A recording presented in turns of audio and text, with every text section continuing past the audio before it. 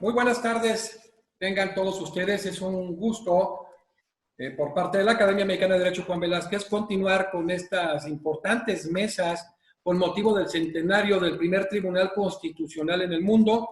Y bueno, tenemos una extraordinaria mesa integrada por el doctor Víctor Rodríguez Recia de Costa Rica, quien fue secretario adjunto de la Corte Interamericana de Derechos Humanos. De nueva cuenta, querido doctor, muchísimas gracias por estar en este evento tan importante. No, muchas gracias a usted, al contrario. Está con nosotros la doctora Janet Tello Giraldi de Perú, quien es jueza de la Corte Suprema de Justicia del Perú. De igual manera, doctora, muchísimas gracias por acompañarnos.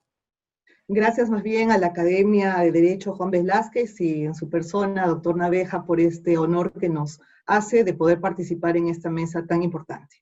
Y cerramos esta mesa con un extraordinario jurista, un hombre muy revolucionario también, acaba de ser ponente en relación a un tema muy interesante, al derecho precisamente a la manifestación pacífica, un sinnúmero de ponencias muy importantes donde la persona jurídica precisamente a la Amazonia colombiana, el caso del oso chucho, donde la persona jurídica, un hombre revolucionario, querido magistrado, doctor Luis Armando Tolosa Villabona, magistrado de la Corte Suprema de Justicia de Colombia. Muchas gracias por acompañarnos.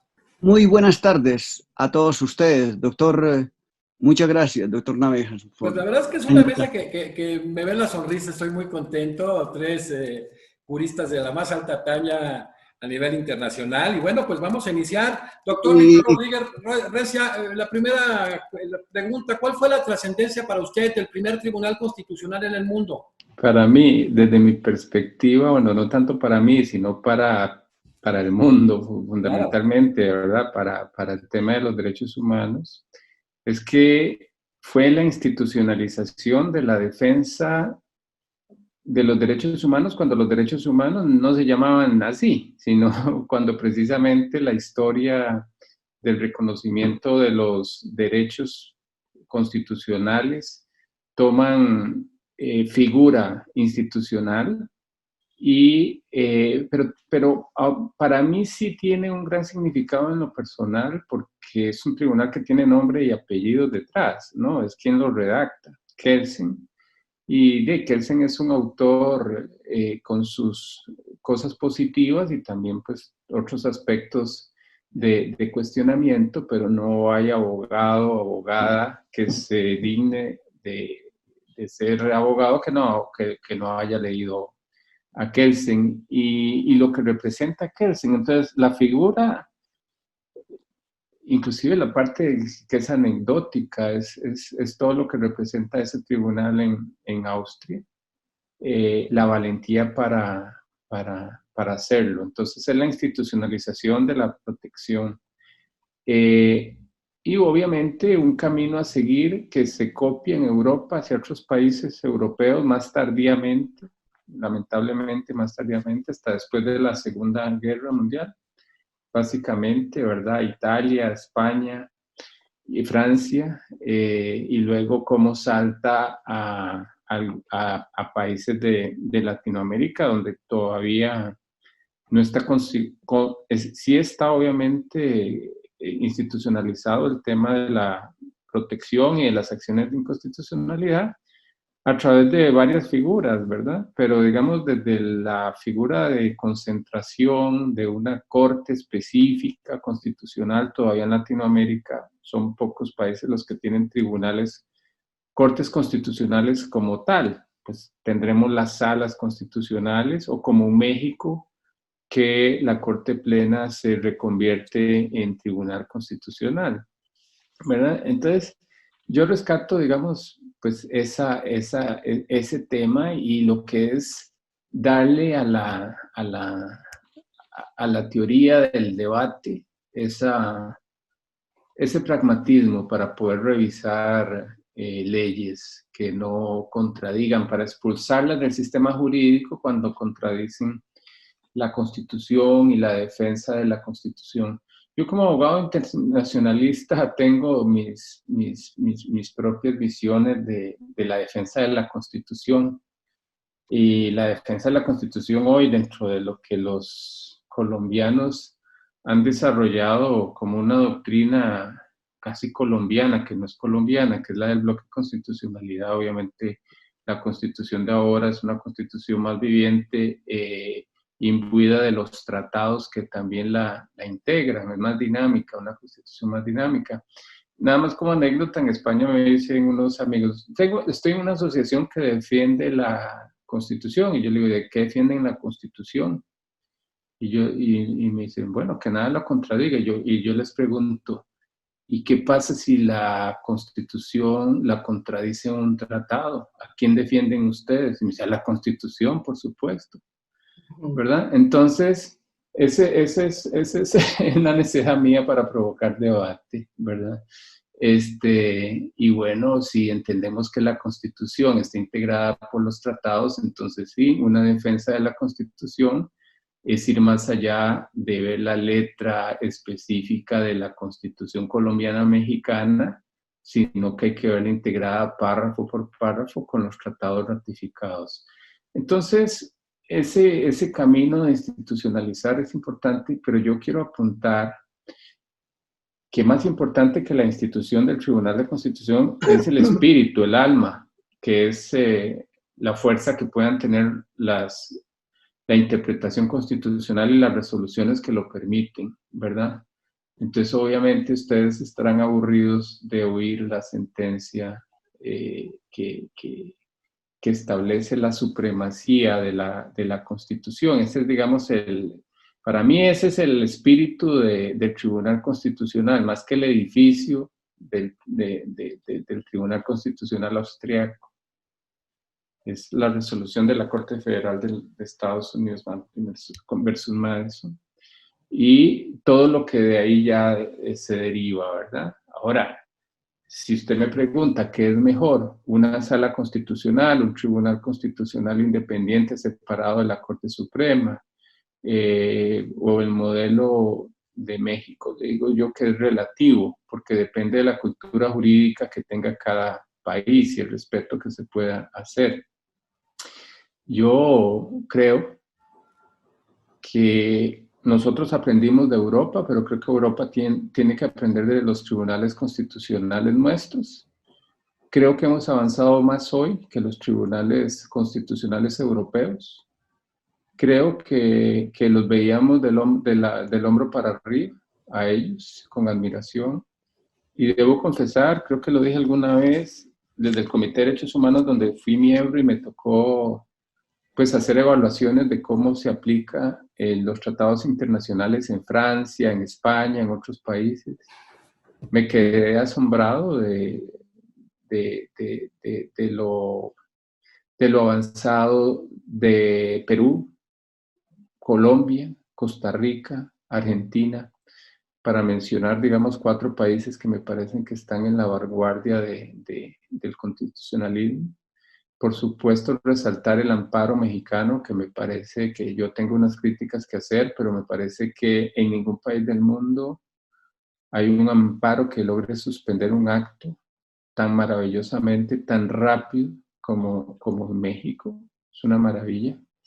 Y entonces yo pienso más en el alma de la cultura de un tribunal o de una sala constitucional. Yo pienso más en esa claridad interpretativa, ¿verdad? Ahora bien, mis respetos para el tribunal colombiano. Hay composiciones de composiciones, hay que decirlo, hay que ver cambios y críticas, y hay que ser autocríticos. Yo, como costarricense que soy, tengo que decirlo, no me da pena, estoy muy preocupado por resoluciones últimas de la Sala Constitucional de Costa Rica. Yo creo que utilizar la palabra resoluciones conservadoras, lo digo desde un punto de vista de la protección de los derechos humanos. Creo que hay un retroceso en la protección.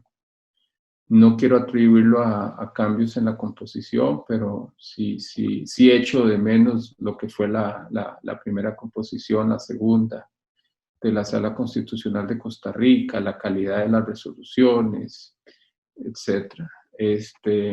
Y bueno, creo y estoy seguro que si comparamos ya lo que es la calidad y los avances, la protección de los derechos económicos, sociales y culturales, estamos a años luz de cualquier tribunal europeo. Esa sería mi primera impresión constitucional.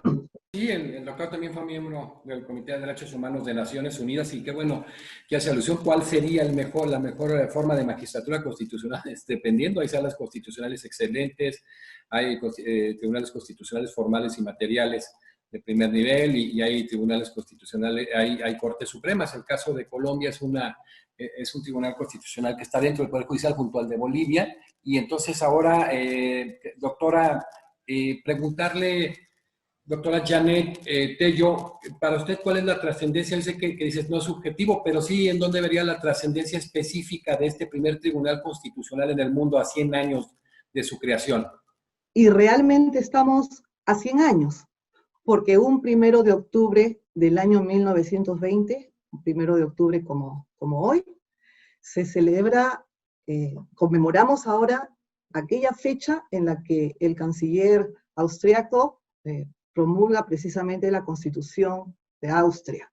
O sea, no es en vano que estemos celebrando el día de hoy, y por eso me parece muy importante esta fecha.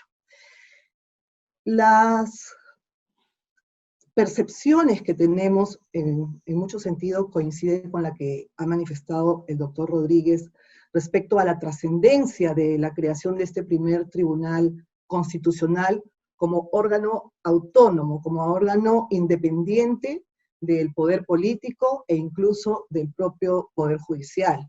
Y esto con motivos de precisamente frenar las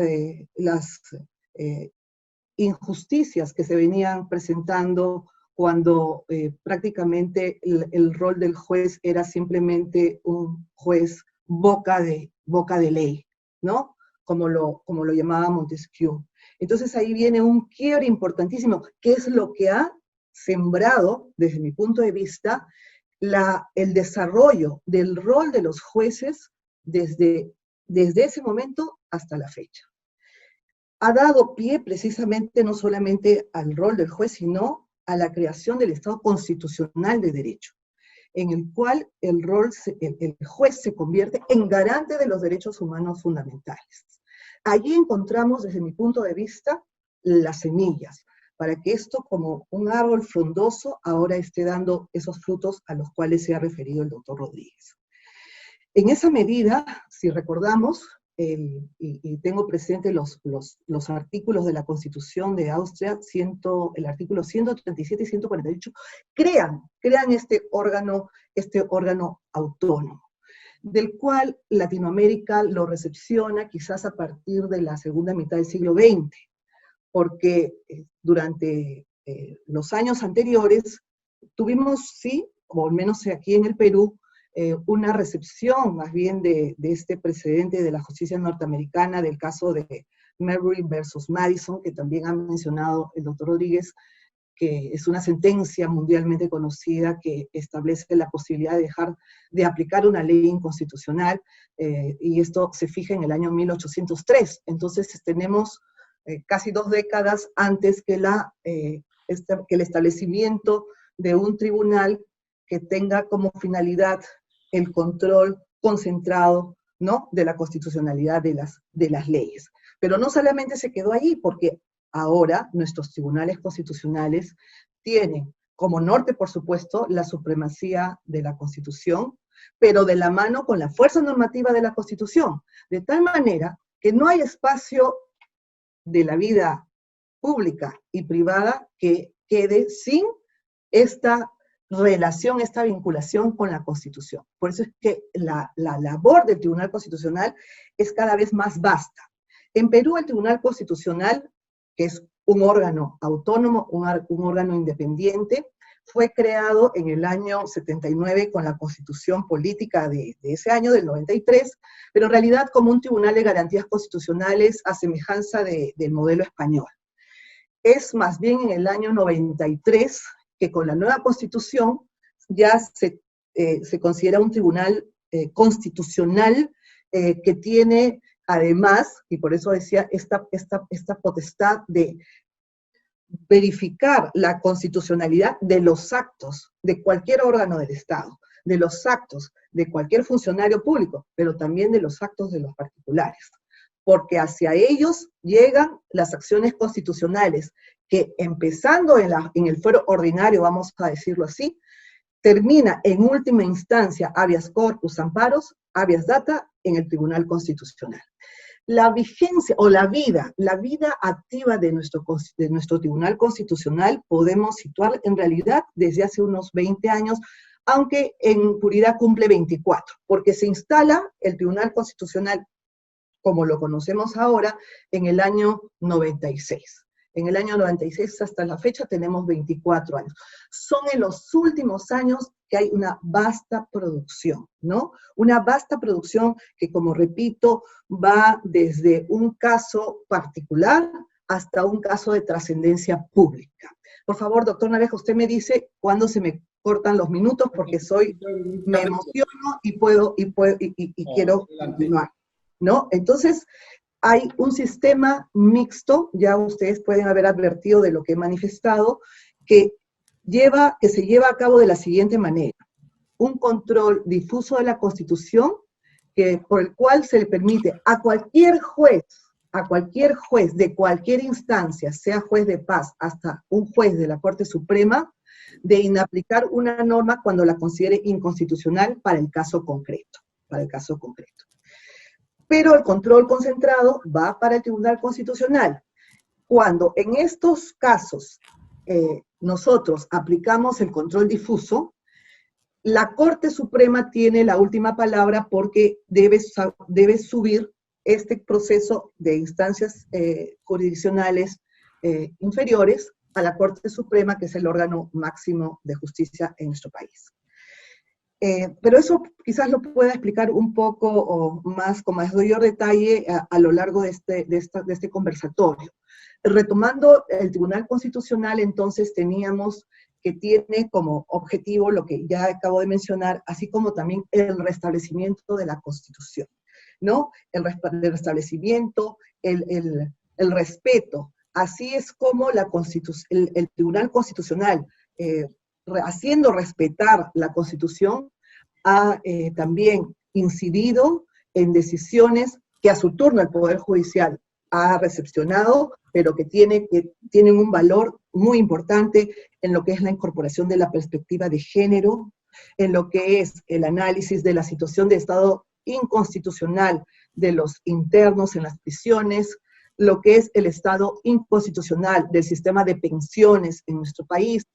Es decir, por donde miremos, lo decía hace un momento, por donde miremos, todos los ámbitos de la vida están reflejados en su conectividad a los derechos fundamentales sobre los cuales el Tribunal Constitucional se pronuncia. De esa manera, leí en algún momento que se decía que el Tribunal Constitucional de nuestros tiempos, de la mano con ese rol del juez en el Estado constitucional, casi se puede convertir en un militante de la defensa de valores sociales vigentes, ¿no? Como por ejemplo, en este último periodo lo tuvo el Tribunal Constitucional cuando se le presentó la necesidad de que se pronuncie respecto al cierre de Congreso, que está previsto también en la Constitución, por parte del presidente del Poder Judicial del Perú, y el Tribunal Constitucional determina que es un hecho precisamente acorde con la Constitución. Y acaba de suceder ante una posibilidad de vacancia del presidente del Poder Judicial del Perú, que también acaba de admitir una demanda competencial que le presenta el Ejecutivo al Congreso respecto a si se está o no limitando a sus facultades cuando invoca la incapacidad moral para pretender la vacancia del presidente. Ese proceso está en estos momentos en el Tribunal Constitucional. Pero la medida cautelar, el Tribunal Constitucional consideró que ya no había la urgencia de adoptarla para frenar la continuidad. Entonces, el Tribunal Constitucional en nuestro país tiene 24 años de vigencia. asume competencia en las acciones constitucionales que, iniciándose en el Poder Judicial, recibieron una respuesta desestimatoria y tiene directamente la competencia en las acciones de inconstitucionalidad como instancia única, a partir de lo cual se convierte en un legislador negativo y expulsa la norma del ordenamiento jurídico. Algunos estudiosos ya están planteando si acaso no es también un legislador positivo, por cuanto en nuestro país el Tribunal Constitucional fija precedentes constitucionales de obligatorio cumplimiento para todos, no solamente los jueces, sino para cualquier persona debe seguir los criterios, de tal manera que se están convirtiendo también en normas de carácter general y obligatorias. Por eso es que hay ese debate que es el que yo más bien quisiera dejar sentado para la mesa para otra oportunidad. Sí, hablábamos ya de la importancia de los tribunales constitucionales en América Latina y por ahí la referencia siempre ha sido el Tribunal de Garantías Constitucionales Español de 1931, que referenció en 1940 a precisamente al Tribunal de Garantías Constitucionales Sociales de Cuba, que para muchos fue una sala, en el 65 el de Ecuador, en el 45 y en el 65 precisamente el de Guatemala. Y ya decíamos nosotros la trascendencia que tuvo en su momento con todo esto, la creación del Código Procesal Constitucional Nacional, el primero, el de 2004 en Perú, que fue muy importante, con un antecedente que tomaron como base ese código de Sergio Díaz Rechi de Tucumán, y que para mí hubo uno que, anterior a ese que fue ese toman como el primer código procesal que pudo ser la Ley de Jurisdicción Constitucional de Costa Rica en 1989. Esta Constitución del 79, extraordinaria, desde ahí junto con la Argentina, pues establecían muy bien la incorporación de los tratados internacionales de derechos humanos. Y bueno, me ha gustado mucho el ejercicio donde en el caso de Colombia y de Perú hemos tenido miembros tanto del Tribunal Constitucional como de la Corte. Muchísimas gracias, doctora Janet. Doctor magistrado Luis Antonio Tolosa, pues bueno, ¿qué trascendencia? ¿Cuál es la trascendencia que tiene este primer Tribunal Constitucional en el mundo a 100 años? Gracias, doctor. Doctor José Jesús, y el saludo especial a la doctora Janet Tello y lo mismo que al doctor Víctor Rodríguez y a su audiencia de la prestigiosa academia que usted dirige, el doctor José Jesús, y que sea el 1 de octubre del 2020 que nos convoque y nos invite aquí a este panel de juristas tan importantes. Es un honor acompañarlo. 1 de octubre del 2020 y de estar acá. Realmente es una fecha relevante desde el punto de vista del control constitucional concentrado.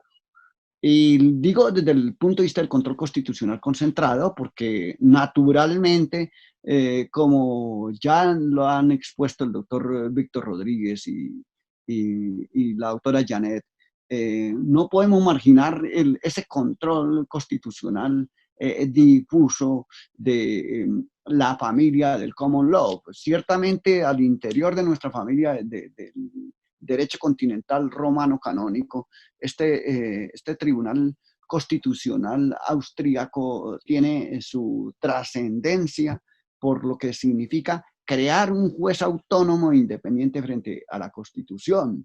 Pero sin duda todo este crecimiento y esta progresividad en la teoría constitucional, en el derecho constitucional comparado, tenemos que encontrarlo también allá en el marco de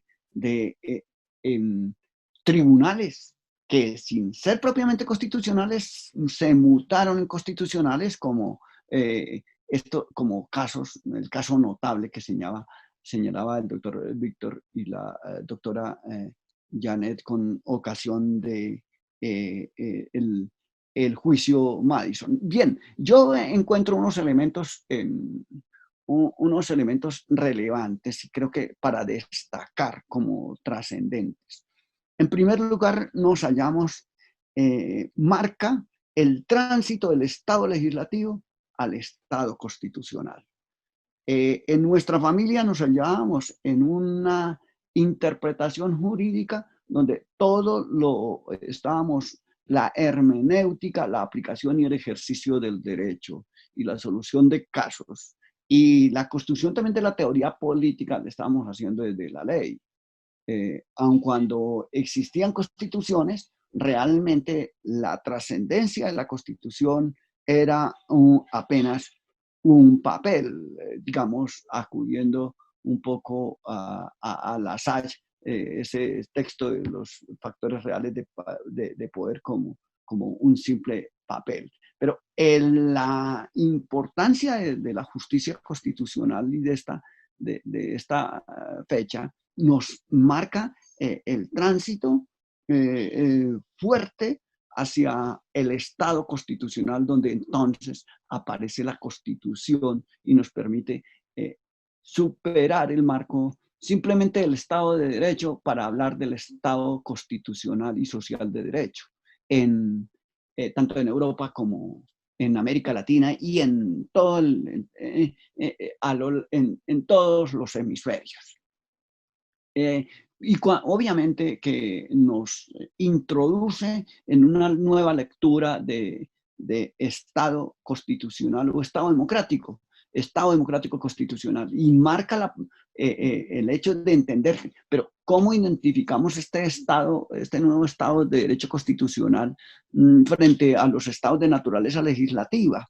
¿Sí? Y que empieza a marcarse allí, porque el Tribunal Constitucional ciertamente es hito, y de ahí la trascendencia de su charla hoy de 1 de octubre. Hablamos de Estado constitucional y social de derecho, impulsado por los tribunales constitucionales y por toda la fuerza de los controles de un Estado esencialmente en el cual aparece en primer lugar como estándar básico la existencia de una constitución, lleva la constitución a primer plano.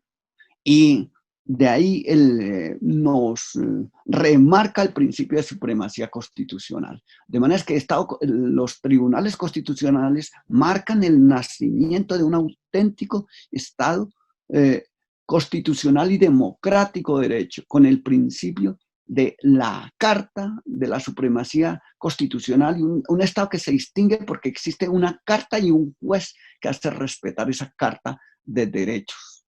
Una carta integrada por su dogmática, por principios, valores y derechos, y obviamente con su parte orgánica encaminada a proteger esos principios y valores y derechos que directa o indirectamente se empiezan a advertir con las constituciones contemporáneas. El segundo evento a tener en cuenta por qué la trascendencia tiene de estos tribunales constitucionales y de la justicia constitucional es porque nos permite entender que el Estado es constitucional por el principio de soberanía, como un estándar adicional para interpretar el Estado constitucional.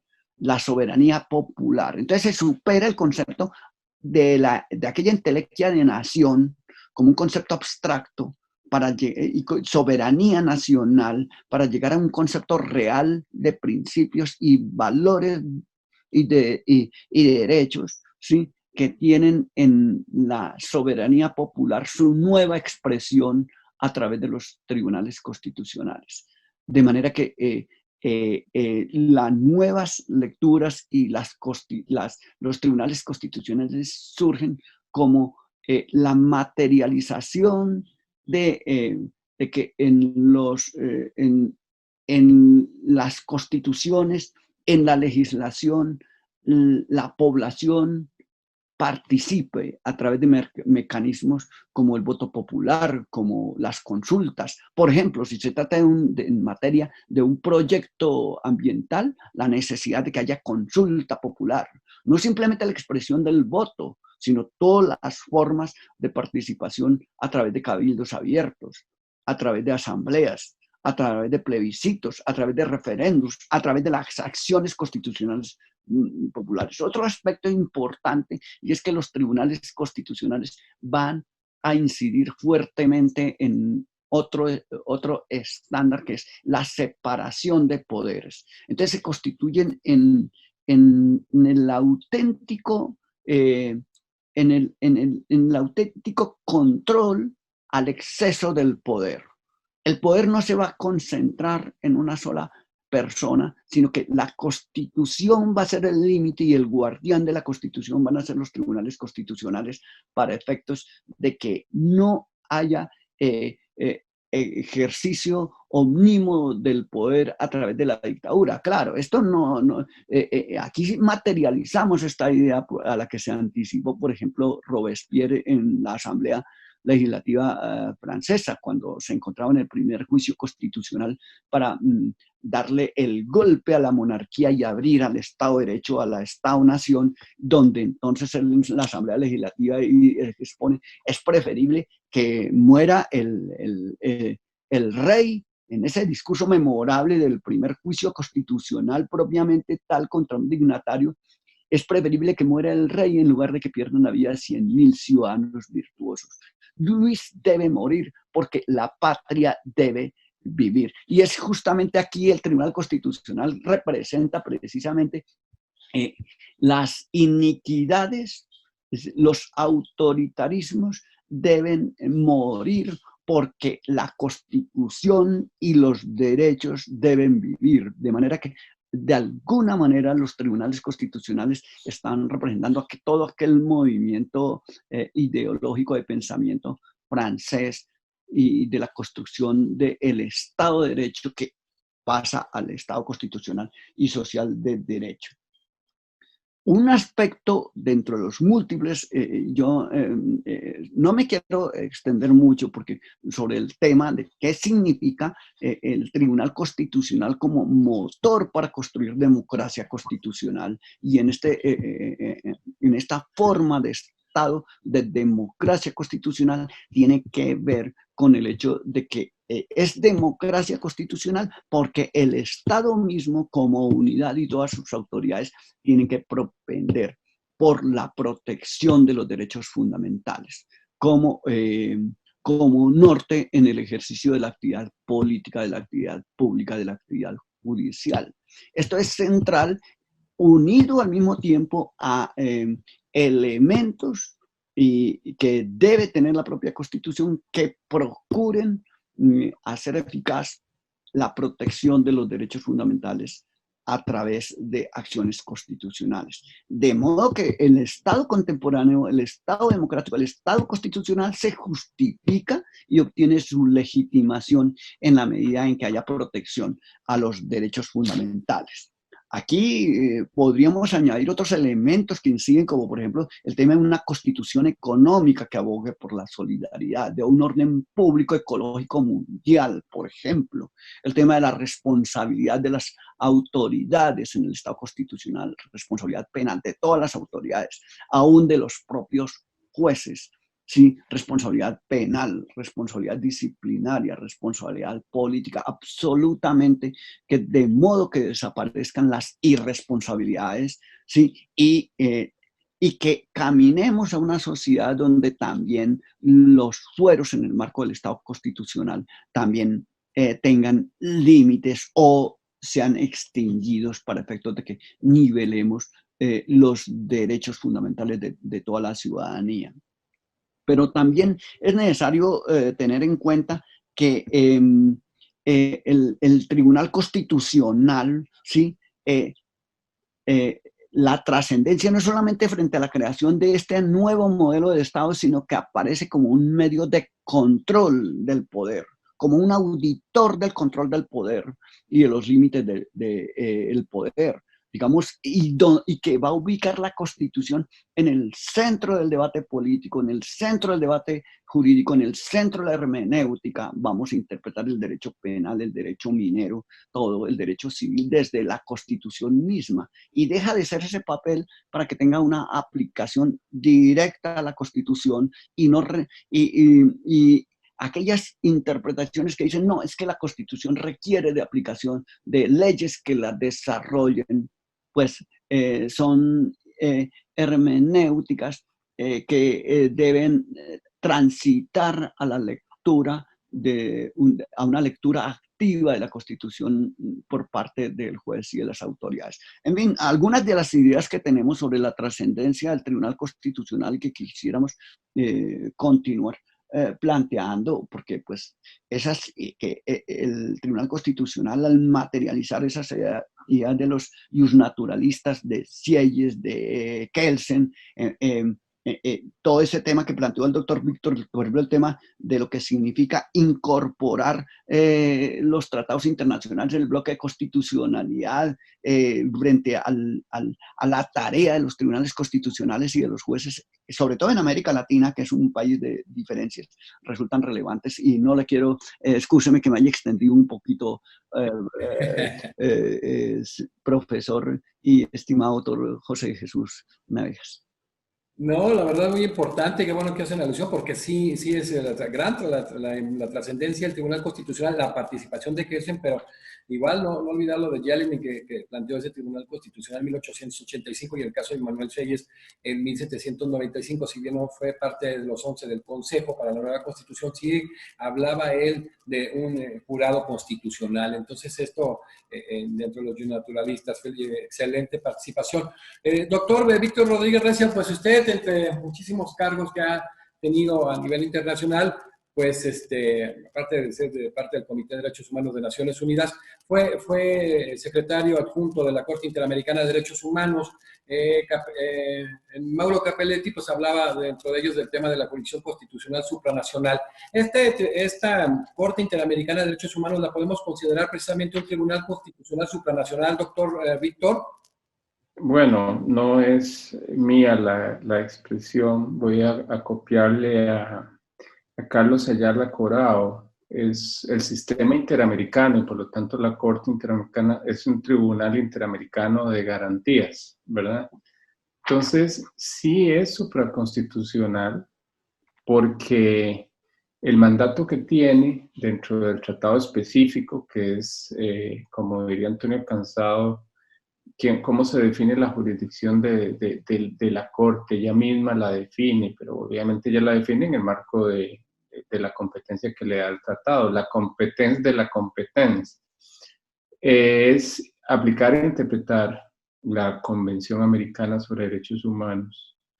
Y si la constitución del país que se trata es la que va a generar el rompimiento o la violación de la Convención Americana, entonces la Constitución, le guste o no le guste a la gente, se vuelve un hecho, es el hecho violatorio. Es decir, si una convención, si una Constitución tiene menos derechos o contradice el tratado, pues de ahí la violación es contraria a la Convención Americana per se. Cuando las violaciones son groseras, muy groseras, inclusive la Corte deja un espacio como decir, es casi que una declaratoria en abstracto, es contraria, es grosera esa. O bien, la aplicación de la misma a un caso concreto representaría esa situación. La primera vez que la Corte Interamericana hace ese análisis y se convierte en una corte, yo no diría constitucional, una corte convencional, por supuesto, convencional, no constitucional, convencional interamericana, es un caso contra Chile, la última tentación de Cristo. Un caso llevado por un estudiante, por un joven que hizo una pasantía, yo estaba por ahí, Juan Pablo, y obviamente pues la famosa película de la última tentación de Cristo, y que era lo que generaba la violación y la restricción a la libertad de expresión, al acceso a la información, pues era una norma constitucional. Y ahí es donde la Corte Interamericana se atreve a decirle a los estados, mire, esta norma de la Constitución afecta o choca con normativa de la Convención, por lo tanto tiene que adecuar. Entonces, le da el mandato, que no es arbitrario, es una reparación y es una obligación. Está en el artículo 2 de la Convención Americana, la obligación que tienen los estados de adecuar su derecho interno. Entonces, ¿su derecho interno cuál es? Su derecho interno es todo. Bueno, podemos hacer un debate doctrinario, lo que usted quiera, si la Constitución es o no parte del derecho interno. Pero me voy a ir acá, ya que usted me hace la pregunta, a una de las constituciones más modernas del mundo, que es la de Guatemala, que establece que los tratados de derechos humanos están por encima del ordenamiento interno. Es decir, le da un valor supraconstitucional. Es muy moderna. Pero ¿qué es lo que pasa en la interpretación restrictiva que hizo el tribunal, la Corte Constitucional de Guatemala en el caso de Ríos Montt? Ríos Montt, como ustedes saben, pues fue un dictador de un golpe de Estado. Y se creó una ley específica, la ley Ríos Montt, que era reglamentar y limitar los derechos de políticos, en este caso Ríos Montt, para que no participara como candidato a la presidencia. Es decir, era una ley a modo, ¿verdad? Entonces, el abogado de Ríos Montt, tipo listo, lee la Constitución y le dice a la Corte Constitucional, mire, esa ley es inconstitucional, es contraria al pacto además. ¿Por qué? A la Convención Americana. Porque la Convención Americana dice que los derechos políticos solo se pueden restringir por la nacionalidad, por la edad, pero en ningún lado dice que se puedan restringir los derechos políticos porque una persona participó en un gobierno o un gobierno que fue parte de un golpe de Estado, ¿verdad? Digamos que ahí le damos 10 puntos al abogado, ¿verdad? Entonces, ¿qué hace qué hace la Corte Constitucional? Creo que se asusta, con respeto lo digo, creo que se asustó y dijo, bueno, sí, eso dice la Constitución. La Constitución dice que los tratados están por encima del ordenamiento interno, pero no de la Constitución. Y entonces la pregunta que se hace uno, bueno, ¿y la Constitución de Guatemala no es parte del ordenamiento interno? ¿Dónde está? En un arbolito de Navidad, en el espacio, etcétera, ¿no? Esto porque era una interpretación para no permitir, digamos, o para darle validez a una ley que podía cuestionarse. Ese caso va a la Comisión Interamericana de Derechos Humanos y al final yo creo que la Corte Constitucional no leyó la Convención Americana completa.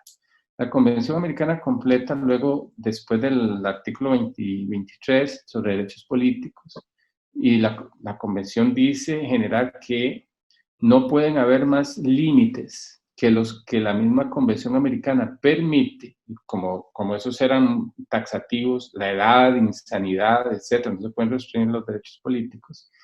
No leyeron la parte que decía que aún así se podrían establecer límites muy generales en caso de seguridad democrática. Entonces, eso nos lleva a un debate de los límites de los derechos a nivel constitucional utilizando estos famosos principios. Y estos famosos principios son los que nos van a llevar a cuándo se puede restringir la libertad de expresión, cuándo se puede restringir la libertad pública de manifestación, cuándo, en situaciones de emergencia, pero en qué casos, y entonces ahí viene la proporcionalidad, la razonabilidad, etc. ¿A dónde voy con esto? En que la Corte Interamericana es el tribunal internacional, regional, de derechos del mundo más avanzado a nivel de hacer un examen de convencionalidad. Examen de convencionalidad. Cuando yo trabajaba en la Corte, el primer ejercicio de convencionalidad se hizo a una ley, se hizo a una ley penal, procesal penal de Ecuador, porque se estableció en esa ley que, no hablo de la Constitución, hablo de la ley, pero aquí es donde por primera vez se habla de control de convencionalidad, que la gente olvida este dato, es el caso Suárez Rosero. Resulta que solo podía haber prisión preventiva, no había prisión preventiva o se limitaba la prisión preventiva para casos de narcotráfico. Entonces la Corte dice, no, mire, esa norma es grosera en sí, per se es violatoria porque discrimina a categorías de imputados que sí pueden tener derecho a pedir la excarcelación y estos que no tienen el derecho a pedirla. No es que lo otorguen, es que hay que hacer un examen, ¿no? Para ver si califica o no califica. Y entonces ya la Corte avanza.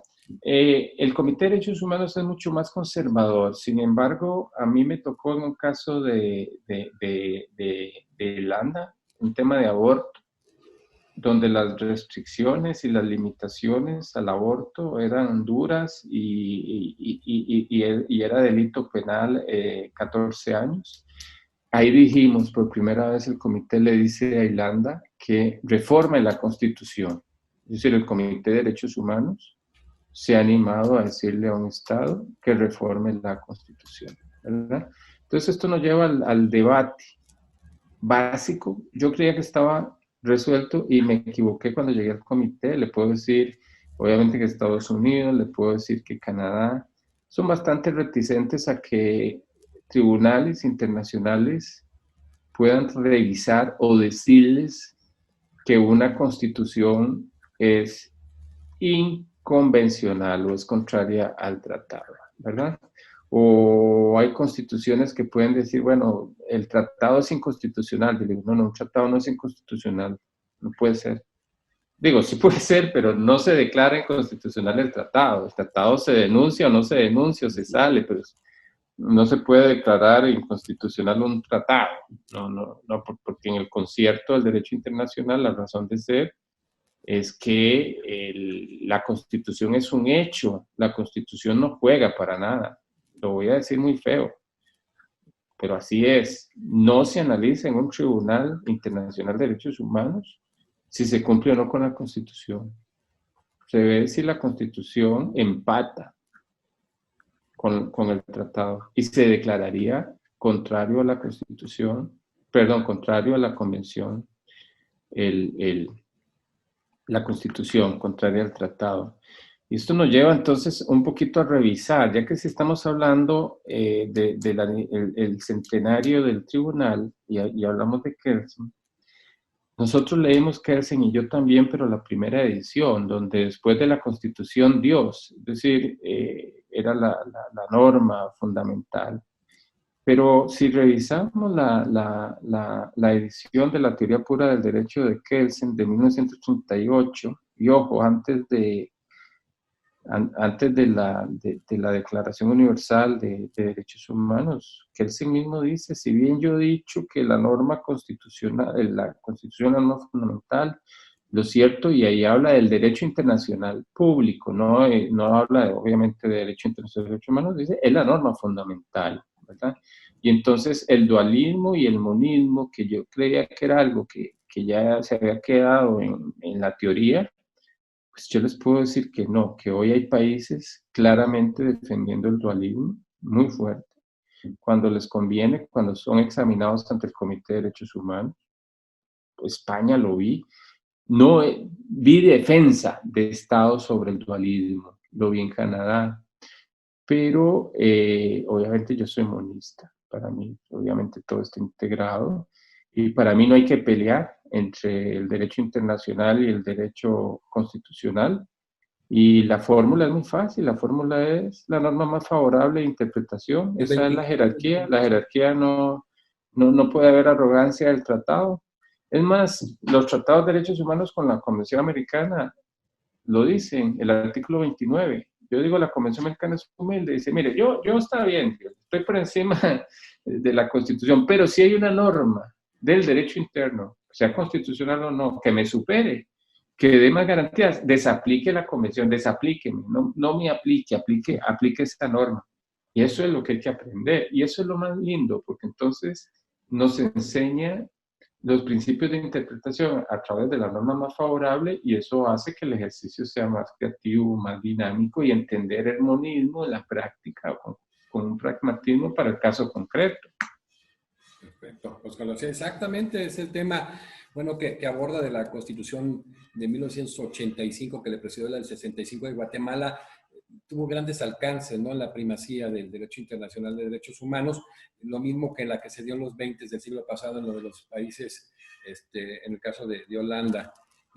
Aquí sobre todo entender ese principio pro persona establecido en el artículo 29, pero lo que dice, doctor, qué bueno el alcance, ¿no? Es decir, en ese caso muy concreto de la última tentación de Cristo, cómo se hizo expulsar el párrafo 12 del artículo 19 de la Constitución chilena del 80, porque contravenían el contenido del artículo 13, ¿no? Ese armonizar que usted ya estableció muy claramente. Exacto. Y sobre todo establecer ese artículo 2 de la Convención en el tema de la adecuación del derecho interno al derecho internacional, y que de alguna manera también lo establece el artículo 27 de la Convención de Viena sobre el derecho de los tratados. Doctora Janet Tello Giraldi, pues aquí vienen unas ya cuestiones también muy interesantes que hemos ido avanzando, y tener que ver la importancia, la trascendencia de la Corte Suprema de Justicia del Perú, y ya abordamos por ahí con algunos magistrados de tribunales constitucionales lo que hablan del famoso choque de trenes, ¿no? ¿Qué pasa en esta coexistencia de la Corte Suprema y el Tribunal Constitucional, doctora Janet?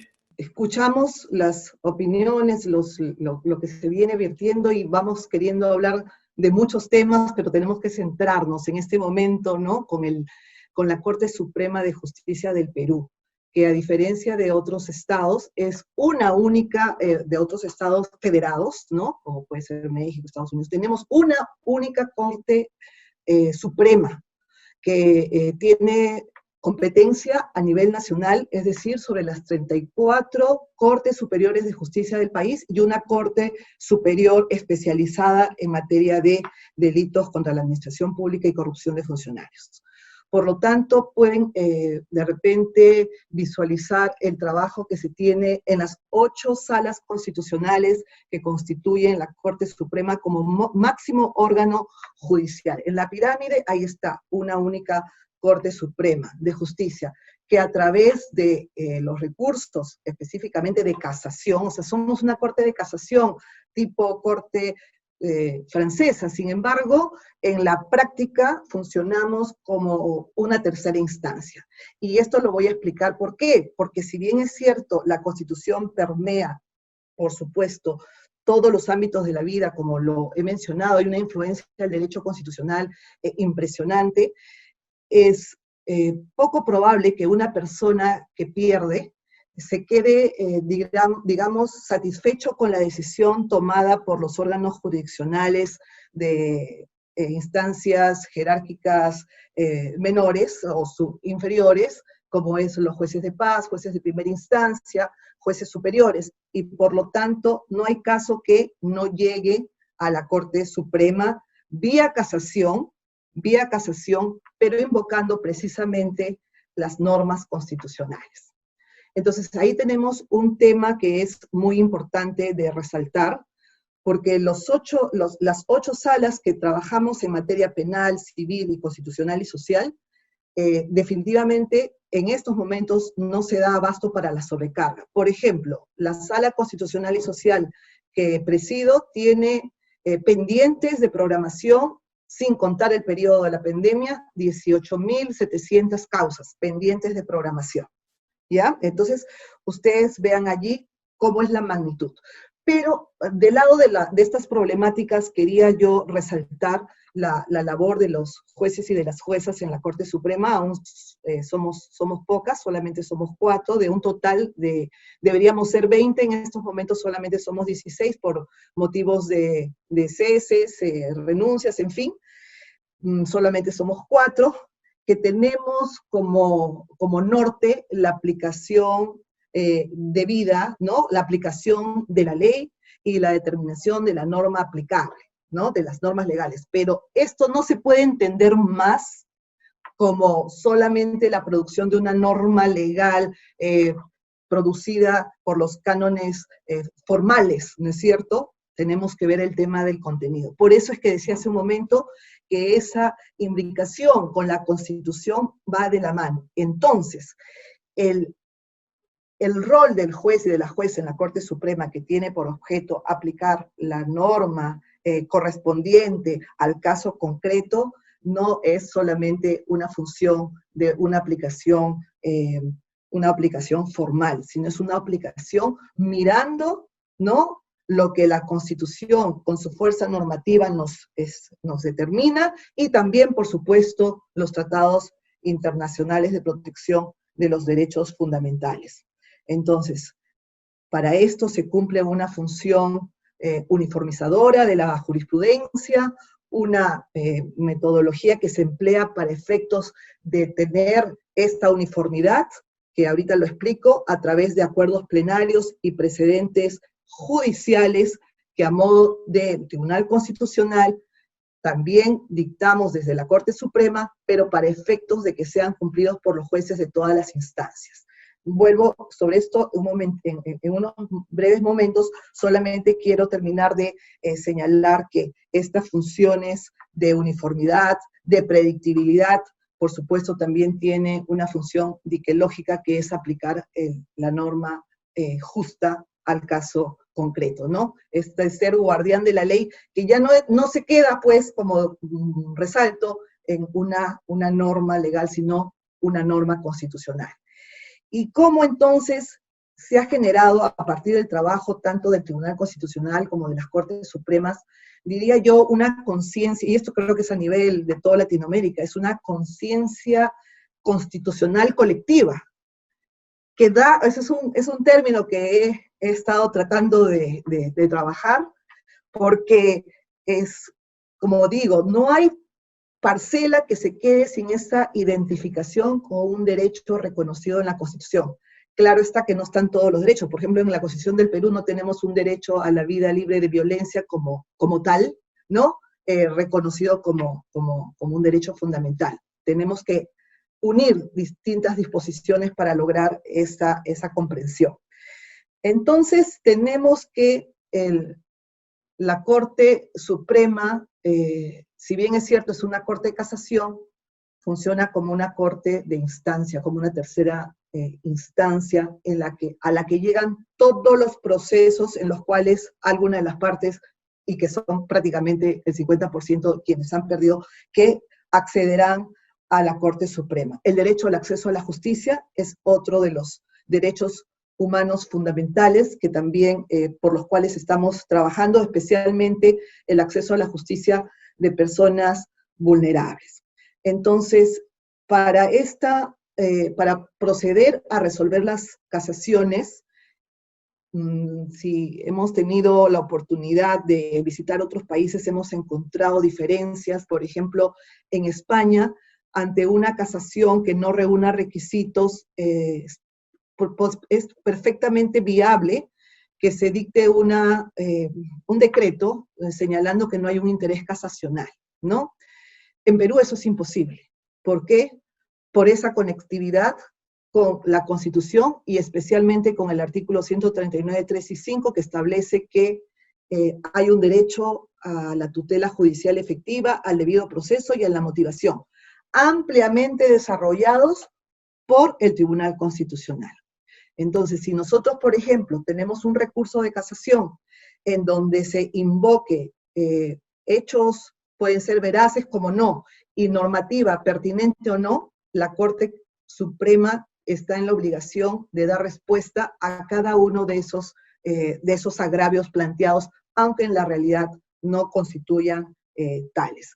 De allí es que la labor de la Corte Suprema en nuestro país es muy compleja, a diferencia de una Corte Suprema norteamericana que de repente puede tener la posibilidad de desarrollar sobre algunos casos de interés público. Nosotros tenemos que desarrollar sobre cada caso particular. Ahora, eso en cuanto a la labor que se viene desarrollando. Mencionaba yo que si bien es cierto somos herederos del Código Napoleónico, tenemos mucho del Common Law. Por eso es que la Corte Suprema tiene la posibilidad de dictar a través de sentencias precedentes que van a servir desde ese momento hacia adelante en sentencias que fijan criterios que deben ser seguidos por todos los jueces, así como también eso es lo que llamamos precedentes judiciales vinculantes. Si algún juez quiere apartarse, tendrá que hacer una debida motivación, una motivación reforzada a efectos de separarse de esos precedentes judiciales. Y a su turno, esto es por área, pero también la sala plena, por ejemplo, en lo penal, se reúne para sacar acuerdos plenarios, que también fijan criterios criterios que tendrán que ser seguidos por los jueces de todas las instancias. Es decir, que los jueces y las juezas de la Corte Suprema también hacemos derecho, también producimos derecho de esa forma, es decir, normativamente. ¿Por qué puede entenderse de esa forma? En tanto son criterios que deben ser empleados por los jueces, quienes están vinculados o sujetos tanto a los precedentes vinculantes como a los acuerdos plenarios. Repito que esto puede ser dejado de lado por los jueces, a diferencia de los precedentes judiciales, de los precedentes constitucionales, que son de obligatoria sujeción para los jueces, todos, incluidos nosotros, de la Corte Suprema, por parte de lo que decida el Tribunal Constitucional. De allí que muchas veces, lo que mencionaba el doctor Naveja, que se produce choque de trenes, ¿no? El choque de trenes, como se llama en España, o la guerra entre las cortes, porque de repente hay una invasión, diríamos así, de las competencias que deben ser asumidas por la justicia ordinaria, y de repente el Tribunal Constitucional, en base, claro, a que aplican un principio de corrección funcional y de la supremacía de la Constitución, pero no se dan, de repente, no se autolimitan en determinados casos. Voy a poner un ejemplo. En un caso de hace algunos años, efectivamente la persona procesada lo estuvo por mucho tiempo, y ahí una vulneración del plazo razonable de su juzgamiento era un hecho. Desde ese punto de vista, la acción que se planteó a favor de esta persona era perfectamente amparable. Sin embargo, lo que hizo el Tribunal Constitucional fue declarar fundada esta acción de habeas corpus, porque ya se estaba violando la libertad, porque este procesado estaba privado de su libertad. Eran muchos años, eso es cierto, pero ¿qué hizo el Tribunal Constitucional? Sin tener presente los límites que nuestra propia Constitución nos impone, nos fija, el Tribunal Constitucional determinó la exclusión del procesado del proceso penal, valga la redundancia, que se le seguía. Lo que hoy en día ha sido admitido por el Tribunal Constitucional como un exceso de sus facultades, y ha cambiado el criterio, y en otra sentencia similar, de otro procesado en tiempo excesivo sujeto a un proceso penal, ha determinado que hay un derecho fundamental al plazo razonable por el cual debe estar una persona sometida, que se está vulnerando, pero entonces que sea el órgano jurisdiccional de su competencia el que a la brevedad resuelva el caso, que es como corresponde. Igualmente, se han presentado hechos similares en otras materias, en los que incluso a veces aludiendo o haciendo referencia a criterios técnicos, por ejemplo, en el tema de la fusión de metales, de minerales, el Tribunal Constitucional decía que había que tener en consideración los criterios técnicos que ellos estaban determinando en la sentencia, y hacían una relación de procesos que ya tenían la calidad de cosa juzgada, para efectos de que sean vueltos a analizar. O sea, como ven, ese tema, eran unas situaciones que el Tribunal Constitucional de hace algunos años no tenía en cuenta para autolimitarse en sus competencias.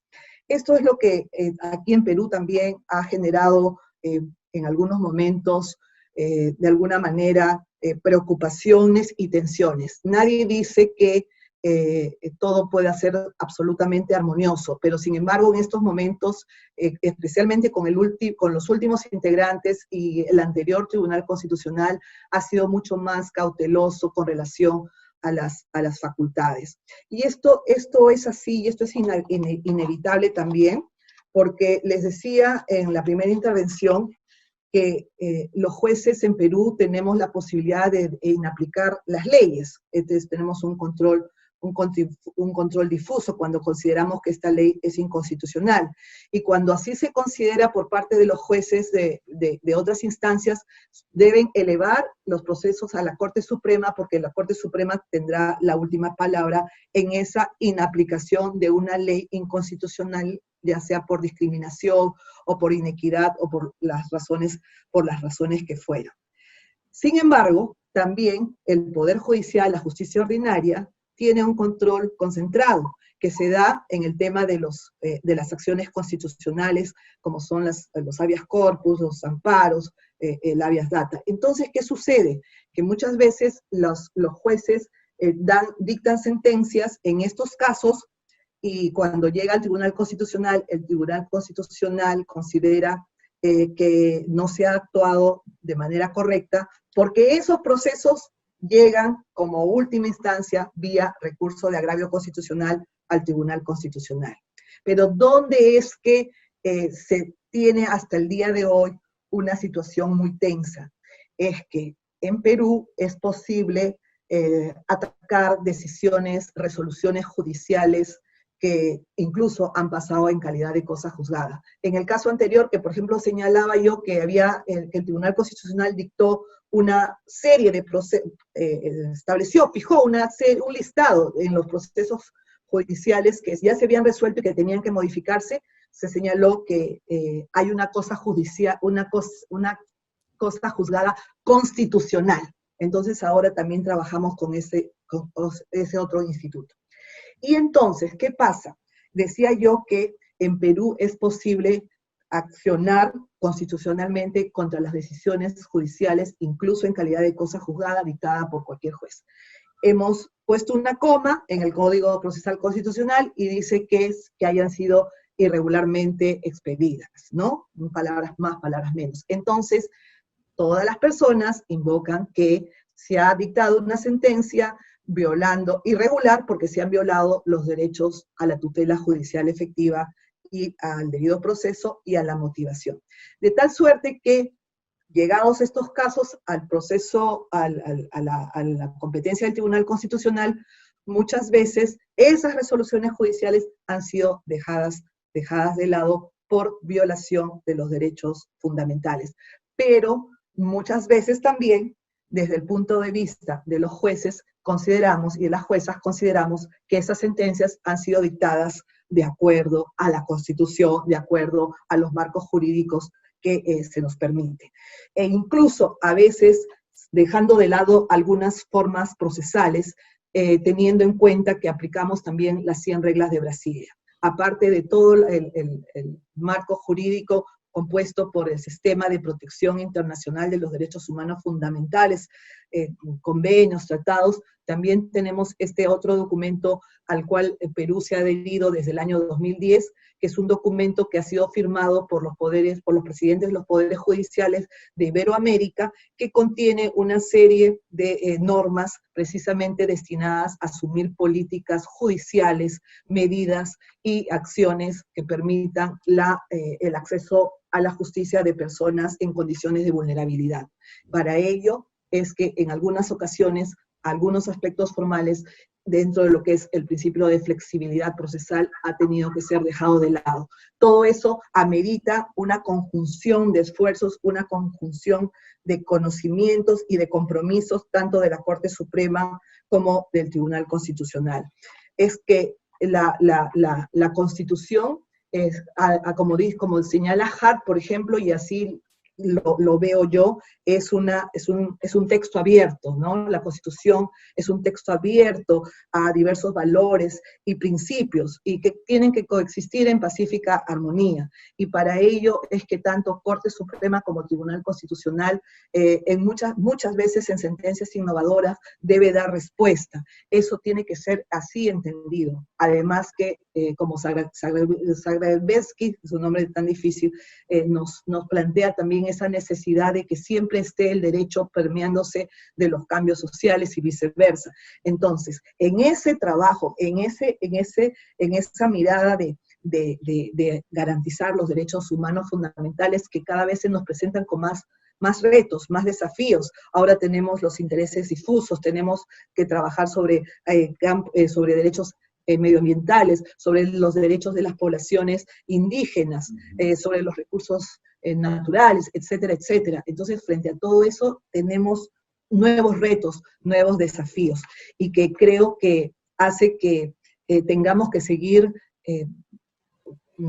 intercomunicándonos, ¿no? Para esa convivencia pacífica que nos demanda, por lo menos en el Perú, la coexistencia de un sistema mixto de control de la Constitución. O sea, jueces y juezas del Poder Judicial ejerciendo facultades de control difuso y ejerciendo facultades de control concentrado. Mientras que el Tribunal Constitucional tiene el control concentrado, ¿no? Y trabaja sobre los casos que también ha visto el Poder Judicial. Y en esa medida, es más, yo en estos momentos no quisiera hablar de ningún choque de trenes ni de guerras, porque ya bastante tenemos con la guerra contra el coronavirus, ¿no? Entonces es más bien una mirada de esperanza, conforme se ha ido trabajando, tanto desde la Corte Suprema como desde el Tribunal Constitucional, para interpretar. Nosotros también interpretamos las leyes, ¿no? Al igual que hacer el tribunal en función a la Constitución, pero la interpretación de las leyes que se hace para aplicar al caso concreto no puede ser, pues, de ninguna manera dejando de lado o desconociendo el marco constitucional o los derechos reconocidos en los tratados internacionales. Por eso es que creo también, y es importante señalar, que el Poder Judicial en realidad no se considera mermado en su autonomía ni en su independencia frente a un órgano que también reviste las mismas características, porque lo que tenemos que hacer y hacemos es tratar de fijar esa línea divisoria que en un sistema de control de la constitucionalidad mixto a veces lo plantea de una forma difícil, pero no imposible. Entonces, estas relaciones del Tribunal Constitucional y el Poder Judicial deben más bien estar cimentadas cada vez más sobre la piedra angular, que es el respeto y el reconocimiento de los derechos fundamentales de las personas, de su dignidad y de su libertad, para una convivencia pacífica. Muchas gracias. Muchas gracias, felicidades, doctora Janet. Doctor Luis Armando Tolosa, bueno, tema interesante, ya es conocido precisamente usted como un revolucionario en estos temas precisamente de interpretación. Estamos hablando del tema de control de constitucionalidad. Y sí me gustaría hablar un poco de este tema de la autonomía procesal constitucional delegada que le llaman. De alguna forma, todo lo que ha venido haciendo usted en un sinnúmero de ponencias, que ya son cientos, sino que miles.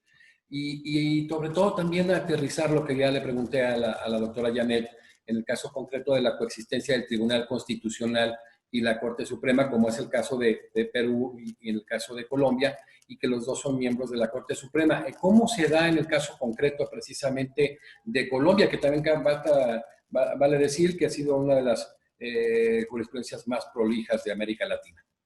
El punto que me interroga, doctor, un poco para mostrar a su audiencia y a la audiencia de la academia y de los interesados en los temas constitucionales y en los problemas de democracia constitucional.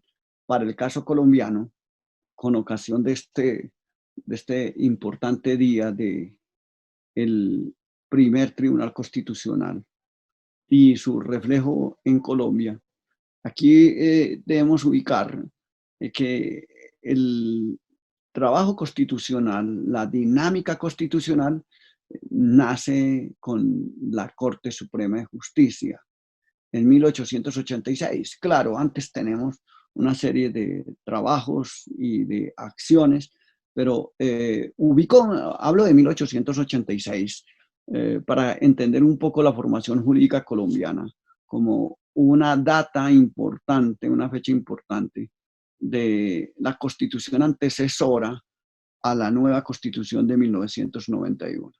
En 1886 tenemos un Estado centralista, un Estado de naturaleza conservadora, supera bien una serie de guerras civiles internas, porque en el periodo 1850 a 1990, a 1886 en Colombia, en la época llamada la Revolución de Medio Siglo, hubo bastante agitación. Teníamos un Estado federado, sobre todo en 1853 a 1886, una república federal, un Estado federal, con 9 estados, ¿sí? Y eso dio lugar a grietas en el propio Estado que luego dieron lugar a la separación de Panamá en 1900, luego de 1900.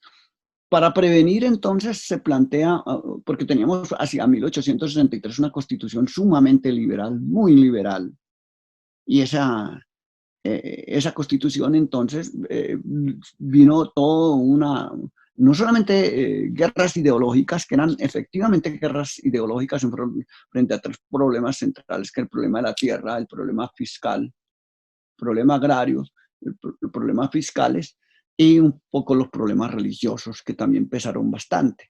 Y se instaura la Constitución de 1886, derogando el país liberal constitucionalmente de 1800 y federal de 1863. Y 1886 es un periodo constitucional, porque se expide una nueva constitución que se mantiene vigente hasta 1991, cuando tenemos un nuevo periodo, una ruptura constitucional, y que engendró todo el neoconstitucionalismo que se conoce en América Latina de Colombia. Pero desde 1886 vino todo un trabajo creciente en el constitucionalismo nuestro. Y para destacar, por ejemplo, en la Constitución de 1886, a pesar de su construcción ideológica de centro derecha, sí dejó abierta la puerta para el control constitucional por parte de la Corte Suprema, que es el tribunal más antiguo. La Corte Suprema es el tribunal más antiguo y que tenía concentrado todo el ejercicio de la actividad judicial hasta 1991, y poco a poco previamente se fue desprendiendo, le fueron separando algunas de sus funciones a la Corte Suprema de Justicia. En 1886 se deja un texto ahí donde se permite que el control constitucional se pueda ejercer frente a los proyectos gubernamentales, actos legislativos, proyectos de ley. Si el gobierno objetaba un proyecto aprobado en el Congreso, entonces, y si retornaba al Congreso, y el Congreso, entonces, si mantenía la tesis y insistía en el proyecto, entonces iba a la Corte Suprema para que decidiera la exequibilidad de ese proyecto en materia de control. Por supuesto que la Corte venía ejerciendo funciones en todas, como tribunal vértice, en todas las jurisdicciones penal, civil, y en todos los conflictos laborales, en fin. Y tanto de conflictos de particulares como de particulares contra el propio Estado. Pero en la propia Constitución también allí se insertó luego con una ley posterior en 1887, y por eso señalo estas fechas, un elemento de control constitucional muy importante que en 1887, que fue la excepción de inconstitucionalidad. O sea, cómo ante la contradicción que pudiese existir en la pirámide jurídica del Estado de normas de menor rango frente a la Constitución, podría entonces cualquier autoridad prescindir de la aplicación de la norma legal para aplicar la norma constitucional, la excepción de inconstitucionalidad que hoy la tenemos. De modo que al control de constitucionalidad frente a los proyectos de ley, a las objeciones de leyes y de actos legislativos, se sumó la excepción de inconstitucionalidad de o 87. Señalo por el antecedente histórico de más de, digamos, de 100 años de estos, de estas formas de control. Posteriormente, ya ha entrado el siglo XX, en sus albores, en 1910, se introduce un elemento que es importante en toda la teoría constitucional contemporánea, que me parece que es importante, y es la acción de inconstitucionalidad de cualquier ciudadano. Ese es un acto legislativo bastante reconocido que estudia la crítica, que es un acto legislativo 3 de 1910, donde explícitamente cualquier ciudadano, cuando encuentra que hay una contradicción o que cualquier disposición de la ley infringe la Constitución, puede acudir ante la Corte Suprema y presentar una demanda para que ese acto se declare, se excluya del ordenamiento jurídico, se declare inconstitucional, se declare inexequible y se aparte de la Constitución. Estos tres se suma al control constitucional el control por vía de acción de cualquier persona que pueda acudir ante la Corte Constitucional sin ser abogado. Esto resulta importante en esta evolución. Dentro de la construcción de Estado de Derecho hay es importante tener en cuenta también una fecha ulterior, que es 1960, ya pasado la mitad del siglo XX, donde se introduce algo que tiene que ver en América Latina, están apareciendo dictaduras en América Latina, y por supuesto, entonces, como un remedio frente a esas actitudes, explícitamente se permite que se pueda pedir la inconstitucionalidad de los actos legislativos que en esos estados de excepción, de estados legislativos, de estados de sitio, ¿sí? Que para que no se suspendan garantías, se pueda acudir ante la Corte Constitucional para que esos actos que expide cuando hace uso de esas facultades extraordinarias, el Ejecutivo, el juez, los controle. Posteriormente viene un asunto importante dentro de la construcción del Estado constitucional y de la justicia constitucional, que es el año 1968, también en el siglo pasado. ¿Y por qué resulta importante? Porque para efectos de mejorar el trabajo y el diseño constitucional al interior de la Corte Suprema, ese trabajo no lo van a ejercer todos los magistrados, sino que se crea una sección o una sala que es la sala constitucional. Y esto resulta importante porque es la sala que luego se va a convertir en Corte Constitucional. Esto en el año 1968. Entonces, al interior de la Corte Suprema de Justicia, una sala que va a sustanciar, a estudiar todo el tema constitucional y lo lleva al pleno de la Corte Suprema para que la Corte Suprema discuta la constitucionalidad o inconstitucionalidad. Entonces el proyecto lo elabora uno de los integrantes de la Sala Constitucional y toda la Corte Suprema en pleno vota sobre ese aspecto. Y marco esto porque precisamente cuando viene una reforma constitucional en 1991, el movimiento de la séptima papeleta, que no sé si ustedes hayan conocido de ese movimiento político que importante y la crisis de Estado que teníamos en Colombia. Entonces viene control de esos decretos por parte de esta Corte Suprema de Justicia, de la Sala Constitucional, y los decretos apuntaban únicamente a una reforma constitucional. ¿Qué hizo la Corte Suprema? La Corte Suprema dijo, la situación es compleja, y entonces dijo lo que tiene que es convocarse a una Asamblea Nacional Constituyente, y la Corte Suprema propiamente tal abrió el espectro para una Asamblea Nacional Constituyente que dio lugar a la génesis de la Constitución de 1991, que es la que se encuentra vigente con algunas reformas que ha tenido el Estado. Entonces, esto un poco para señalar cómo llegamos a cómo se adopta la Constitución de 1991, pero al mismo tiempo, como con ocasión de esta data de 1 de octubre del Tribunal Constitucional, aquí en Colombia entonces de la Sala Constitucional, que era parte de la Corte Suprema, pasa a integrar la Corte Constitucional, que hoy que se forma tiene 9 integrantes. En aquella oportunidad tenía 4, se separa, la Constitución la diseña, pero al mismo tiempo viene el rediseño del Estado, la arquitectura del Poder Judicial, ¿sí? La arquitectura del Estado, pero desde el punto de vista de los tribunales, y que de alguna manera repercute en el mal denominado choque de trenes, ¿sí?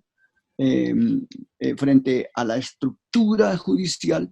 Entonces aparece, por un lado está entonces, aparece en el diseño nuestro la Corte Suprema de Justicia, el Consejo de Estado, que ya venía asumiendo funciones jurisdiccionales frente al tema de todos los actos administrativos que venía en el siglo XX, porque inicialmente era un órgano consultivo, pero en el siglo XX va poco a poco asumiendo algunos temas que tienen que ver estrictamente con el Estado, siguiendo un poco el diseño francés, sí, del Consejo de Estado francés, y va tomando toda la actividad que tiene que ver con los litigios de particulares contra el propio contencioso. Y allí también se desarrolla una actividad de control constitucional frente a los actos administrativos por vía de acciones de nulidad contra los actos administrativos. De modo que al venir la Corte, en la Constitución de 1991, tenemos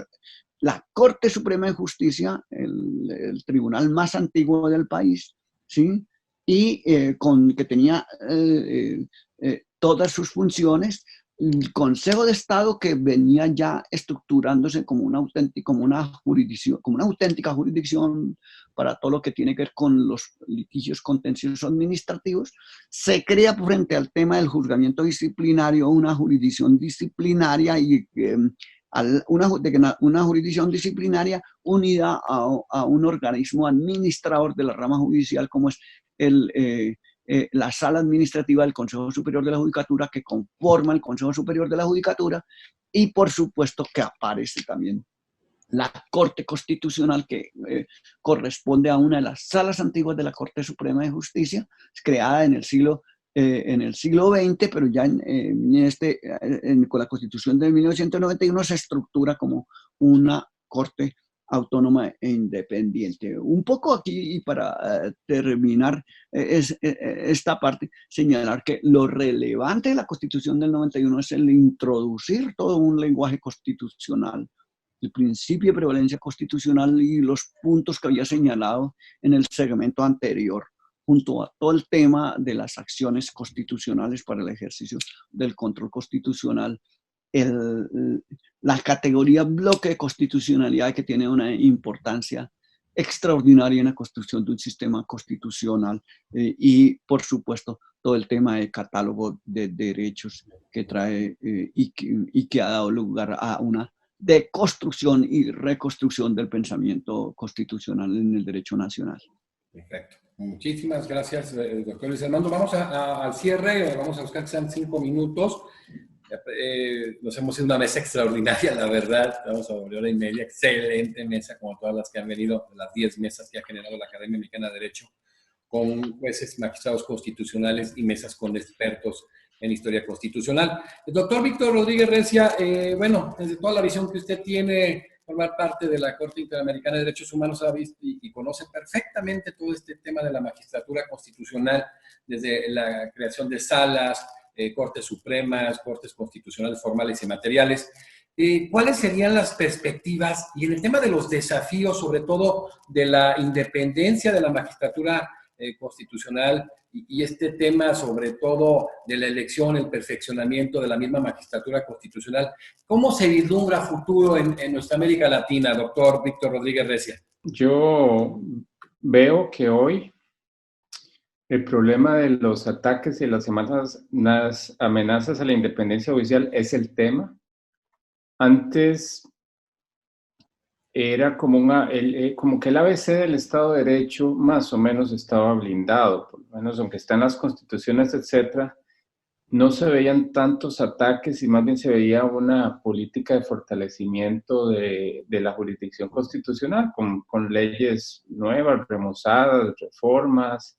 En los 80, con el reflorecimiento de las democracias, pues se dio un gran avance en el constitucionalismo latinoamericano, que es el que yo rescato, y obviamente de las creaciones de las figuras de las instituciones nacionales de derechos humanos, de los ombudsman, que también juegan un papel muy, muy importante. Pero yo lamento que estemos en presencia de ataques, guerras jurídicas contra las cortes, en algunos países más que otros. Voy a mencionarlo sin pena. México vive hoy bajo ataque, la Corte Suprema vive hoy bajo un ataque de otros poderes externos, porque incomoda el control del poder, el amparo y las acciones de inconstitucionalidad incomodan en ciertas decisiones que tienen que pasar por el tamiz del control constitucional. Mi país, Costa Rica, debo decir, me da mucha pena, yo no esperaba presenciar también que la Corte, el Poder Judicial en general también, sufre amenazas, leyes, reducciones de salarios en el Poder Judicial.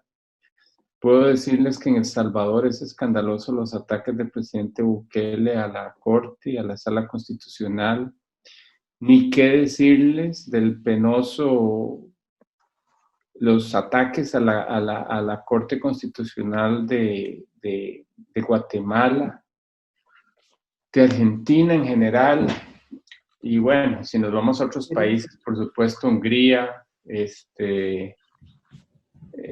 decir, el escenario hoy es el de unas amenazas a la independencia objetiva y a la independencia subjetiva. A mí me da más pena la independencia subjetiva, cuando los ataques pueden ir a veces dentro del mismo Poder Judicial, ¿verdad? También lo hay eso. Cuando hay amenazas dentro del mismo Poder Judicial, cuando no hay asociaciones de jueces y juezas consolidados para reivindicar la institucionalidad. Entender con humildad que los jueces y que la independencia judicial es para el ciudadano, no es para el juez, es el instrumento, la jueza es el instrumento de la independencia judicial.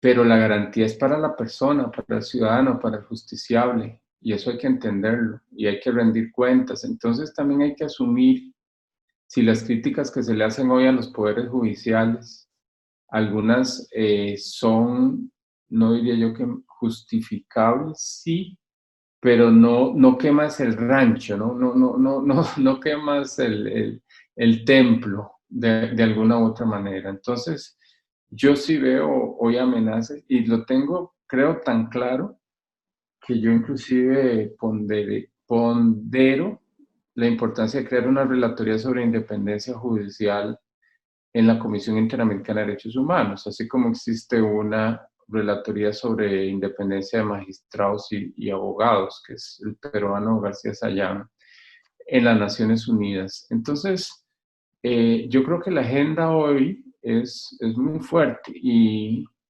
la expresión que dice que las sentencias se defienden solas, por supuesto yo creo eso, pero también veo que ante la amenaza de nuevos actores de poder, grupos de interés, y también el dejarse influenciar, la falta de códigos de deontología jurídica también han debilitado a los poderes judiciales.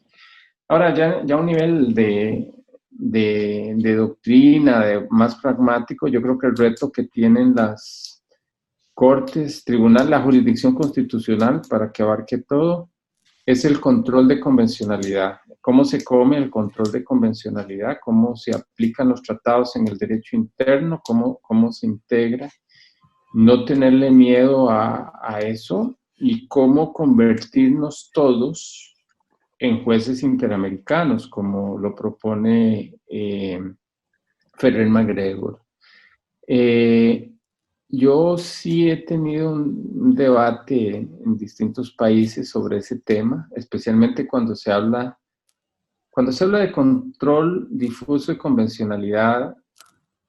Hay resistencia, puede haber resistencia, pero hay más resistencia cuando se habla de control difuso de convencionalidad, porque no se entiende. Entonces, no se entiende sobre todo cuando hay tribunales con control concentrado. Dicen, no, momento, ¿cómo es esto que todos los jueces ejercen control constitucionalidad? Esa es una facultad que me corresponde a mí, diría la Sala Constitucional de Costa Rica, que es concentrado, por decirle algo, ¿verdad? Bueno, en sistemas que son mixtos, el debate puede ser que sea más pacífico, ¿verdad? Pero yo lo vi en Bolivia, por ejemplo, y el presidente de aquel momento de la Corte Constitucional criticaba la jurisprudencia de la Corte del Control porque decía, es que está legislando, la Corte Interamericana nos está imponiendo un modelo de justicia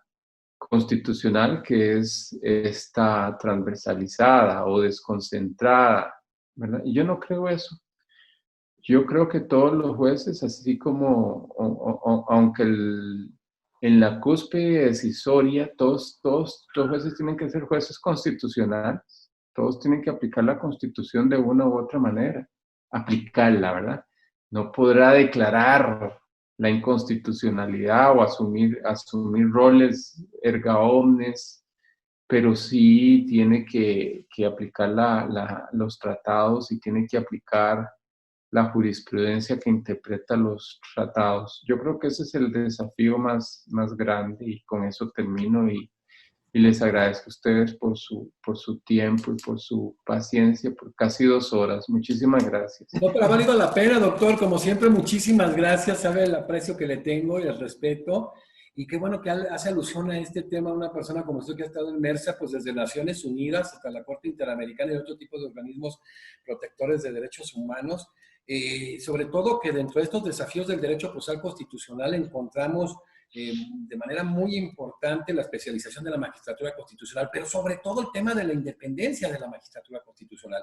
En este tema que ya abordaba el doctor Luis Armando, en el Estado Constitucional del Derecho, esa separación y distribución del poder, poderes limitados y equilibrados, precisamente con mecanismos de control intraorgánicos y extraorgánicos, y esto es una de las grandes amenazas a las democracias en América Latina. Qué bueno que hace alusión a ello, y recordar esa sentencia Carla Rifos y Niñas contra Chile, donde señala que la interpretación administrativa, judicial y de los derechos humanos tendrá que ser conforme a la jurisprudencia de la Corte Interamericana de Derechos Humanos. Muchísimas gracias, doctor. Como siempre, en Galán. Y me despido, aprovecho de doña Janet y don Luis Armando. Sí, porque está ahorita ¿dónde está? ¿En Suiza, doctor? Sí, estoy en Ginebra, ya aquí son las 9, van a ser las 10. No, pues ahorita cenamos, ahorita vamos para allá. Bueno, no estoy en México que se come tan rico. No, ya va a venir una tanda de 15 tacos, a ver si es cierto. Uy, no. Qué crueldad. Bueno. Nos vamos a ver pronto, primero Dios, cuando regrese la anterior normalidad. Doctora Janet, pues aquí se han manejado un sinnúmero de temas. Quisiera, bueno, lo importante que se ha generado en Perú, que nos hiciera abordar, entre otros temas, para cerrar en este lapso corto de 5 minutos, la acción popular, y que, pues, a final de cuentas, tan importante, y reiterar, ¿no? O sea, se ha abordado este tema de la independencia de la magistratura constitucional, y que es un tema medular. Entonces, en esta parte de sentido de temas, ¿qué abordaría y qué aportaría en esto, querida doctora Janet Tello Giraldi? Sí, para tomar breves minutos, porque de verdad para el doctor Rodríguez un esfuerzo muy grande para poder tener este espacio común, compartirlo, y casi 2 horas que hemos tomado, ¿no es cierto? Pero ha valido la pena, maravillosa meta. Sí, y yo particularmente también nutriéndome de las experiencias y de los conocimientos de los distinguidos colegas que acompañan hoy esta mesa de debates, ¿no? Y Completando quizás la información respecto a la Corte Suprema en las facultades que tiene también de decidir por la inconstitucionalidad de normas, creo que quedó pendiente el tema de las acciones populares que están dirigidas contra cualquier norma legal que sea de inferior jerarquía que una ley, ¿no? Entonces ahí tenemos decretos supremos, reglamentos, decretos expedidos por autoridades administrativas que no alcancen a evidentemente, esta promulgación como ley formal del Congreso, y por lo tanto es una acción que puede plantearla cualquier particular cuando estos decretos, estas normas infralegales ataquen o tengan alguna posibilidad de poner en riesgo derechos de intereses colectivos, ¿no? Entonces, allí también, fíjense, una facultad más dentro de lo que es la posibilidad del control concentrado, porque deja de lado estas normas que no estén de acuerdo a la Constitución. Y así digamos, esta figura, esta acción constitucional empieza en una sala superior de las Cortes, y también termina en la Corte Suprema, que va a decidir finalmente por expulsar la norma infralegal por infracción a la Constitución y a la ley también, ¿no? Entonces, ahí tenemos, como digo, una situación más en la que se grafica la labor que hace la Corte Suprema de Justicia. Y para ir cerrando ya esta participación y que, como digo, tan enriquecedora, creo que los desafíos que se presentan en nuestra región son muy grandes porque en estos momentos hay democracias débiles, tenemos resultados de un sinnúmero de experiencias de cada uno de nuestros países, pero que tratamos de sostener una democracia a fuerza de ese impulso que se da también desde la judicatura, sea desde la judicatura ordinaria o desde la judicatura constitucional. La región latinoamericana ha estado siempre caracterizada por históricos problemas de inestabilidad jurídica, política, y hoy mismo no sabemos aún, por lo menos, y repito, en el caso de Perú, cuál será nuestro futuro, teniendo en cuenta que después de nuestra bonanza económica, la pandemia nos ataca y nos produce una recesión económica que a su turno está generando ya problemas sociales muy, pero muy graves. Entonces, creo que el Perú, que enfrenta una crisis política, económica, social, sanitaria, va a mirar con mucha esperanza el trabajo que tienen los jueces, tanto ordinarios como desde la justicia constitucional. Por eso es que resaltar nuevamente que la justicia, y tomando el foco de nuestra mesa, la justicia constitucional se encuentra pues inserta, ¿no? O es el núcleo de todas las cuestiones de este nuevo Estado constitucional, constitucional de derecho. Y por lo tanto, considero que es un termómetro. El estado en el que se encuentra la justicia constitucional es el termómetro de los avances o retrocesos en que se encuentra la democracia contemporánea en América Latina. Este concepto lo encontramos en muchos estudiosos. Uno a los cuales recurro es un extribuno, el doctor César Landa, que así lo sostiene, ¿no? Siempre la justicia constitucional, a su turno el proceso penal, son los termómetros del avance de un Estado democrático. Entonces, esa conexión de Estado, democracia, Estado constitucional de derecho, democracia y justicia constitucional tienen que ir absolutamente de la mano, con esta mirada de afianzar y desarrollar el modelo de justicia constitucional en un Estado constitucional de derecho. Por supuesto, también teniendo en consideración las convenciones, los tratados internacionales, todo el sistema jurídico de protección internacional de los derechos humanos fundamentales. Creo que con esta reflexión de no hay democracia si no hay una verdadera justicia constitucional, creo que termino mi intervención en esta mesa. Muchísimas gracias. Gracias, sí, como decía Ferrayol, y cómo se miden las democracias, ¿no? En todo este tema de la efectividad de derechos fundamentales y generar los remedios, en este caso constitucionales necesarios. Una extraordinaria participación. Me da muchísimo gusto, doctora Janet Tello, que haya estado en esta mesa. Y cerramos con el doctor Luis Armando Tolosa Villalobos. Doctor, aquí ustedes, digo, vamos a platicar después porque queremos formar un grupo de puros jueces y magistrados constitucionales e intercambiar ideas. Ha sido muy innovadora, ha entrado a temas muy profundos. A mí me gusta muchísimo el manejo filosófico que ha tenido. Y sobre todo, en esta angustia que tenemos en nuestra región, en nuestra América Latina, con el tema de la independencia y muchos factores, ¿qué tan importante es la manera en que se soluciona esta tensión democracia, constitucionalismo, doctor? Es decir, estas decisiones mayoritarias, democráticas, ¿cómo pueden ser de alguna manera esa contención y sobre todo esa limitación del poder a través de los tribunales constitucionales? ¿Cuál es la importancia de la resolución de esta tensión y de que no se generen ataques a la independencia judicial que verdaderamente mermarían al máximo nuestras democracias? Gracias, doctor José Jesús. El tema que plantea y que tanto la autora Janet y el doctor Víctor han expuesto sobre esa tensión democracia, justicia constitucional y América Latina, autonomía judicial, es justamente el tema más relevante que acontece. Y ahí es donde está la trascendencia del juez y del control constitucional. Y por supuesto de los tribunales constitucionales.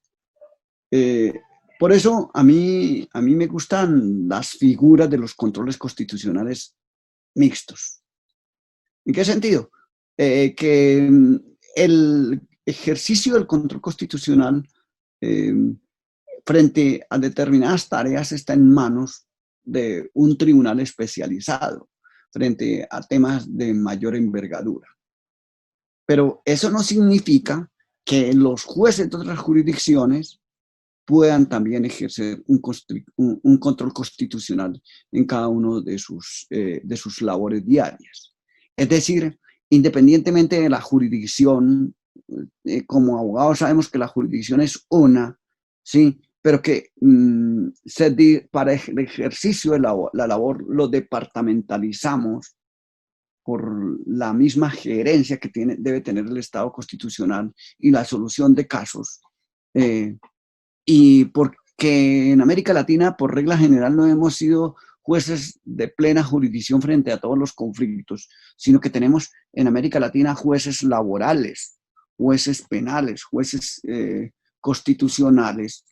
Frente a ese fenómeno de la departamentalización de la jurisdicción es relevante el control constitucional mixto. Esto es para que todos los jueces puedan ejercer control constitucional y me parece que ese diseño es mucho más importante frente al problema de la autonomía e independencia judicial. Porque si no preservamos este importante característica que tienen los jueces, estamos acabando con la democracia. Y esto es ligado con la posibilidad de que todos los jueces en todos los territorios de América Latina sean unos auténticos pregoneros de la Constitución como la norma que contiene los derechos, los principios y los valores para materializar y legitimar el Estado. Frente a las ambiciones de poder, frente a las brechas enormes que tenemos, el remedio que tenemos nosotros, el remedio que surge desde la Constitución es el que el juez sea autónomo y obedezca exclusivamente a la Constitución, ¿sí? Tenga independencia para que no ser ante intereses extraños, ¿sí? De otras ramas del poder o intereses que pueden contaminar, ¿sí? La aplicación de la Constitución para la protección de los derechos. Por eso es muy importante para los estudiantes de Derecho, para las facultades de Derecho, para los abogados, para los jueces en América Latina, en todas las órbitas, que usted no es juez de familia exclusivamente, usted no es juez del trabajo exclusivamente, usted no es juez penal. Señor juez, sí, usted es la voz de la Constitución y usted, como lo planteaba la autora, tiene que permear la Constitución en su decisión, sí, y hacer una defensa de la autonomía e independencia judicial, porque de otra manera no podemos, como jueces, ser los garantes de la protección de los derechos en América Latina. Muchas cuestiones podríamos agregar sobre este punto y las afugias que vivimos o que viven muchos de nuestros jueces y abogados en la construcción de Estado de Derecho, pero son las afugias que vive todos quienes integramos nuestras nacionalidades, el pueblo como tal, ¿sí? Y el juez como tal tiene que ser consciente y garante de estos derechos. Y solamente con autonomía e independencia judicial y con un control constitucional serio, donde el juez encarne la Constitución y la vierta en las decisiones, podemos solucionar muchos de nuestros problemas de falta de inclusión, doctor Navejas. Muchísimas gracias. Qué bueno, hoy en la mañana abordaba con Lucio Pegoraro, el comparatista extraordinario, el tema de la metodología de clases dúctil y hablaba mucho en este tema del control de constitucionalidad que hoy mismo se aborda y qué bueno que coincidimos en toda esta generación de procesos, de procesos constitucionales y algunas, cumpliendo con desafíos, algunos de los lugares que ya países con códigos procesales constitucionales, en el caso de, bueno, Tucumán en Argentina, en el caso de Perú, en el caso de Bolivia, que tiene que irse extendiendo.